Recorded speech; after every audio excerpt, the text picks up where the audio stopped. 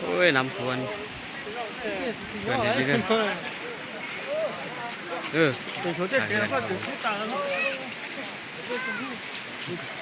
ไปเนี่ยเขายังไปเมื่อ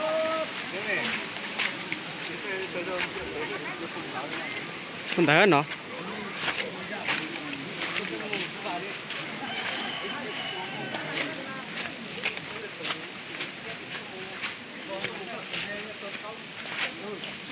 9 โมงต้นน้ำมามัน11 โมงเข้า12 โมงโบตีลงไอ้น้องมาทั้งนั้นเลยละตอน10 โมง2 โมงคนเป็นเลยได้คนบ่เป็นเลยเกือบเลยเข้าซึ่งเข้าเดือนนี้ออกแล้วออกจากวันนึงมันนั่นลง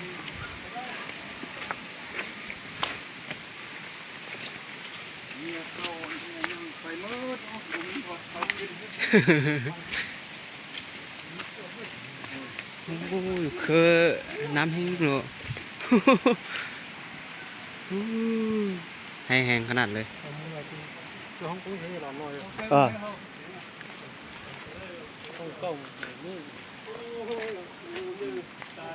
น้ำดินทุ่มเมิดโอ้ถูกงูเยอะเลยตายนี่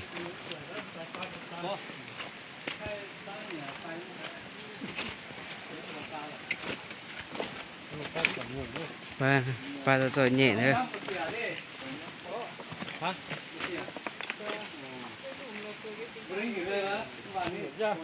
หนูยาหนูก็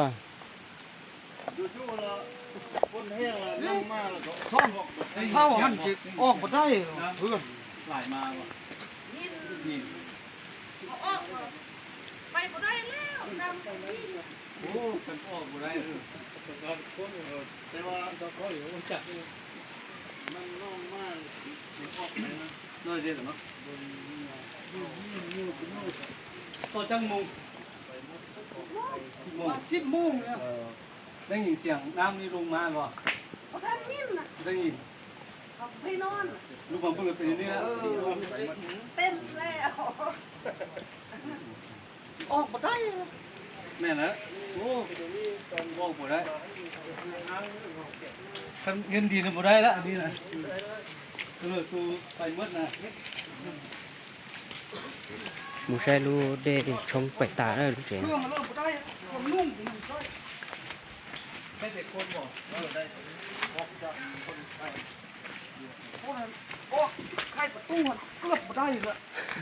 ดิ้นลงห้องโอ้บ่นี่นี่นะห้องดิ้น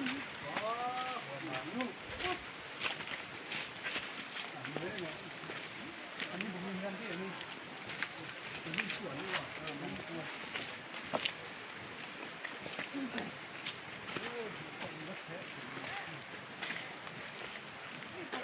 ขังเตี้ยๆมันน่าสุดเนาะ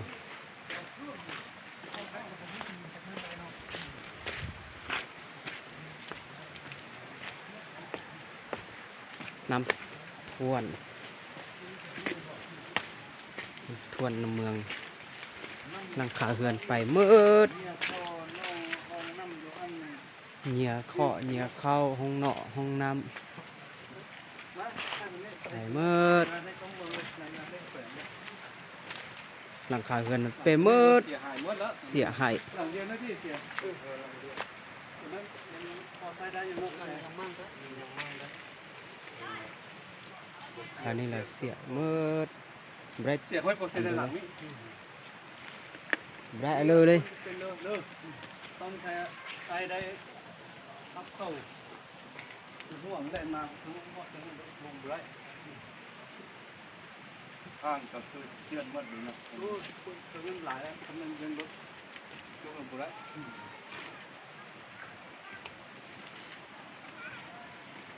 เนี่ยเข้ายังเป็นเต้า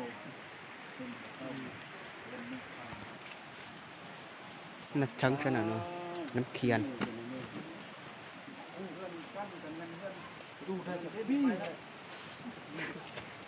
เห็นแต่ปีเดียวเนี่ย เพิ่งขึ้นมาทางแก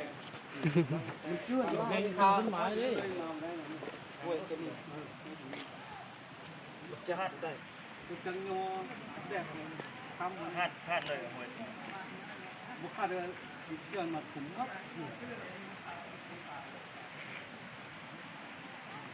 เนี่ยตัวใช้ก็ใส่เกงเป็นทางนะ ไปเจอใครนู้นหรอกน่าไปเจอใครโดนคืนเนาะ ให้อีสานต้องการเนี่ยทีนี้ตอนนี้ลุงใช้อะไรตรงนั้นอีสานตัวนี่ตอนลุงก็ให้ลุงรอนะก็สัตว์เยอะลุงมองได้อยู่หัวน้ำมั่วเจอก็เลอะอ้วเนี่ยตัวนี้ตัวต่อเข้าเท่